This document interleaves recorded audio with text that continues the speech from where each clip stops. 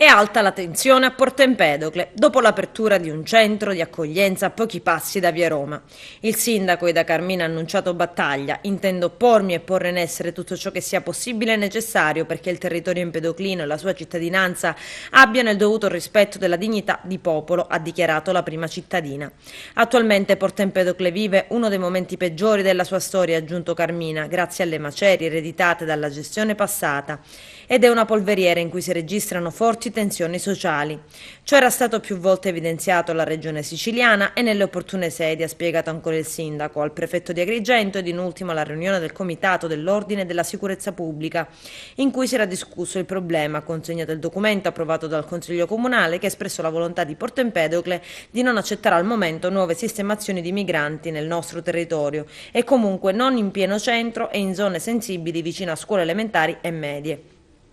Adesso invece 43 minori stranieri non accompagnati sono stati alloggiati in un immobile di via Genuardi in pieno centro.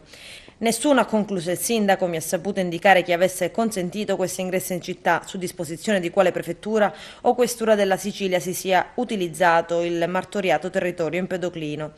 Pronta la replica del presidente del Consiglio Comunale Mari Lucaci, che afferma: il sindaco era perfettamente a conoscenza che i migranti sarebbero arrivati in città nel giro di pochi giorni, ma non ha fatto nulla, ma proprio nulla, per osteggiare preventivamente l'apertura della struttura in pieno centro. Nel corso della conferenza capigruppo e del Consiglio Comunale a Taccacace avevamo ammonito il sindaco da rilasciare il nulla osta che gli uffici comunali devono trasmettere all'assessorato regionale affinché venga emesso il decreto autorizzativo per l'apertura del centro.